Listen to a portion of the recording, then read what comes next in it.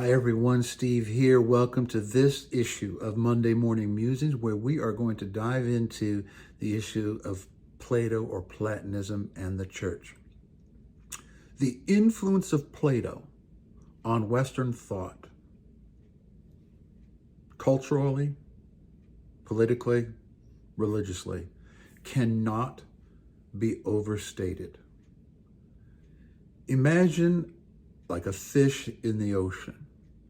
That fish, by its very nature, doesn't know that it's in water, doesn't know that water's passing through its gills, doesn't even know there's a thing called oxygen or terra firma, doesn't even know there's anything out there. That is a metaphor of the pervasive penetration of the teachings of Plato in the world and, yes, in Christianity. Now, like so many things in Christianity, there's a perspective, there's a spectrum of perspective on this topic. I saw a 45-minute video from a PhD level theologian. He was either from Princeton or Duke or one of the heavy-hitting theological schools, I can't remember which. And his premise was the opposite of mine. His premise was he spent 45 minutes laying out the case that without Plato and without Platonic and Neoplatonic philosophy, the Bible cannot be understood. That the teachings of Plato are a gift to humanity that make the Bible understandable. That's one extreme. And he's in good company. Because Augustine, yes, the Augustine who Luther accepted, the Augustine whose writings we have so many of, the Augustine of whose writings I have read everything he ever wrote, the Augustine who you've been influenced by if you're either a Roman Catholic or a Protestant, taught that Plato was to the Gentiles what Moses is to the Jews. That's the kind of priority that one of the most prominent fathers of the Western Church viewed Plato. Augustine brags about it. He's not even embarrassed about it. Boldly just puts it out there. Now, he's not alone. I'm just using him as an extreme example. Now, Augustine couldn't read Greek. And in my opinion, Augustine never got free of his dualistic Manichaeism. I disagree with Augustine on so many things, it's not funny. But I just want to lay it out to you that not this guy from Princeton isn't the first guy to come on the scene and say how important Plato and Platonism is. And if you move on from Plato, you get into Neoplatonism, which is the guy by the name of Plotinus, and you get onto Aristotle, and Thomas Aquinas picks up Aristotle, and you have this theme from the earliest stirrings of Christianity.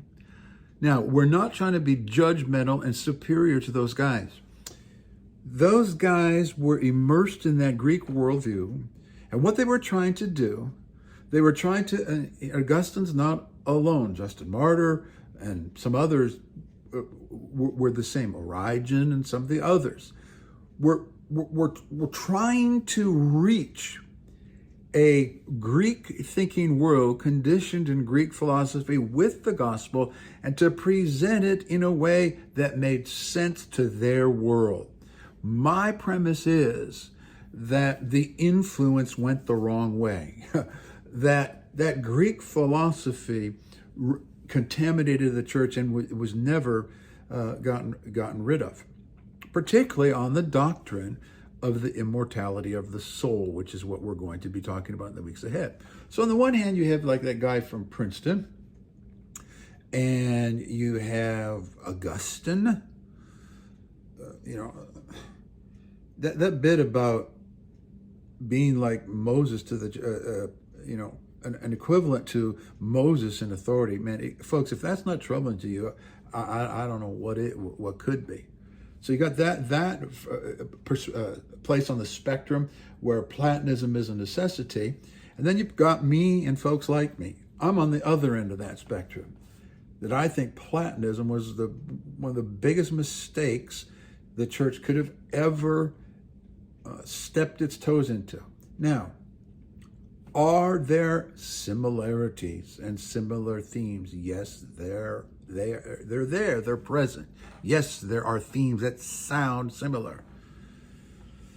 But as that virus has had its permeating effect over thousands of years, we have just gotten layer upon layer upon layer upon layer upon layer upon layer of more and more Platonism, and the core message of the gospel that was already in decline in the 3rd century and early 2nd century has gotten completely obscured in the day in we're living by just layers of Gnostic and philosophical thought.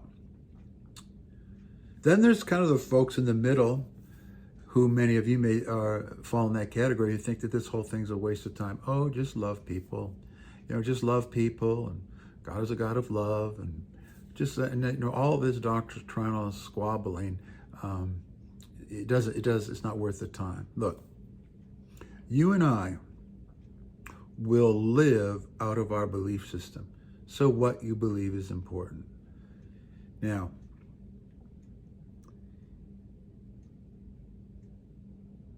Augustine never apologized for it, never changed his mind, and Luther came from Augustine.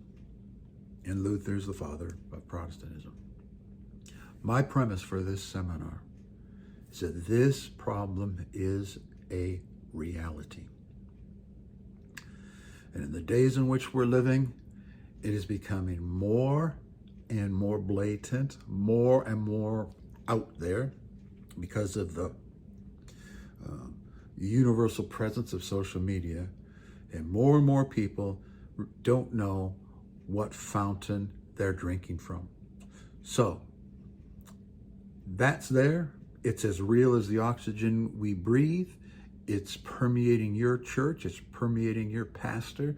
It's permeating me. It's permeating you. And it is antithetical to the core doctrine. I'm not talking fringe doctrines.